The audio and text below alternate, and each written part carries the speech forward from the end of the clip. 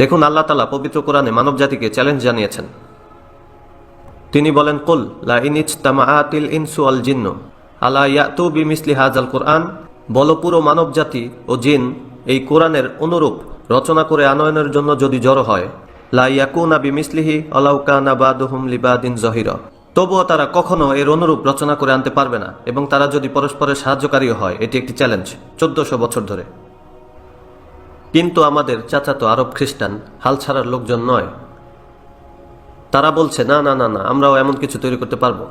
এটা তো অ্যারাবিক, আর মোহাম্মদ ছিল উম্মি। সে যদি এটা করতে পারে, তাহলে আমরা শিক্ষিত আরবরা কেন এটি করতে পারবো না?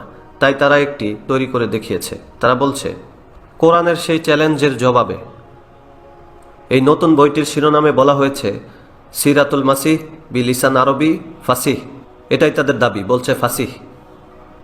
এটি ছাপা হয়েছে সাইপ্রাসে আর ব্যবহার করছে, দেখুন, তাদের ব্যবহৃত ফরম্যাটটি হলো কোরআনিক। আমাদের কাছে উপস্থিত করেছে আরবি ভাষায়, এবং আমি এখন চাইব এটি আপনি নিজেই পড়ুন। দর্শকদের উদ্দেশ্যে আমি চাই আপনি পড়ুন, কারণ এটি অবশ্যই আপনার ভাষা।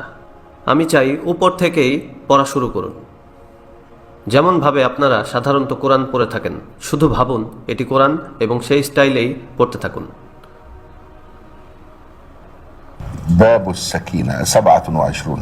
باب السكينة مقدسي. কেন মাকদেসি? Because it was revealed in بيت المقدس. হয়তো হতে পারে এটি তাদের দাবি। হ্যাঁ, তারা ইঙ্গিত দিচ্ছে মুসলিমরা তো জানে কেবল দুই ধরনের সূরা, মাক্কিয়া মাদানিয়া। কিন্তু সবাই তো শিক্ষিত নয়। মুসলিম তাদের 90%-এরও বেশি অনারব। তারা তো কেবল শুনেছে মাক্কিয়া মাদানিয়া। তারা ভাববে হয়তো আমাদের নবী সাল্লাল্লাহু আলাইহি ওয়াসাল্লাম মিরাজের রাতে বাইতুল মুকাদ্দাসে সকল নবীকে সলাতে নেতৃত্ব দিয়েছিলেন। হয়তো সেখানে কিছু ওহী নাজিল হয়েছিল। তো তাই কারো কাছে মনে হতে পারে 114টি সূরার মধ্যে সম্ভবত একটি সূরা বাইতুল মাকদিসে অবতীর্ণ হয়েছিল। সুতরাং শব্দচয়নও ঠিক আছে। এবার আপনি পড়ুন। বিসমিল্লাহির রহমানির রহিম। কোনো আপত্তি আছে? এটা কি কোরআনের মতো নয়? Does it sound like the Quran? It's Quranic. সে আসলে বুঝাতে চাইছে যে এটিও এক ধরনের কোরআন। অশিক্ষিত মুসলিমদেরকে তারা বলবে, শুনুন, বিসমিল্লাহির রহমানির রহিম কোরআনের মতো না? সে বলবে, হ্যাঁ হ্যাঁ হ্যাঁ। এবার আপনি পড়ুন। قل يا أيها الذين آمنوا. এবার শুনুন, কুল ইয়া আইয়ুহাল্লাযিনা আমানু কোরআনের মতো না? কোরআনের মতো, হ্যাঁ ঠিক আছে। إن كنتم تؤمنون بالله حقا. ইন কুনতুম তুমিনুনা বিল্লাহি কোরআনের মতো। দেখুন, এটি তিলাওয়াত করা হয় মন্টি কার্লো রেডিওতে, যেন আব্দুস সামাদ আল আব্দুল বাসিত, তাদের আর্টিস্ট, তিলাওয়াত করে সেই স্টাইলে যেন আব্দুস সামাদ আল আব্দুল বাসিত। আপনি শুনলে মনে হবে যেন আব্দুস সামাদ আল আব্দুল বাসিত। আমি তো জানতাম লোকটি মারা গেছে, তবে হ্যাঁ, সম্ভবত এটি টেপ রেকর্ডিং। হ্যাঁ, ঠিকই তো আছে। আপনি চালিয়ে যান। Is it enough? না, আর কয়টি শব্দ পড়ুন। إن كنتم تؤمنون بالله حقا فآمنوا بي ولا تخافوا إن لكم عند الله جنات نزلا. Carry on. Carry on. يكفي. Carry on, yes. فلأسبقنكم إلى الله لأعدها لكم ثم لآتينكم نزلة أخرى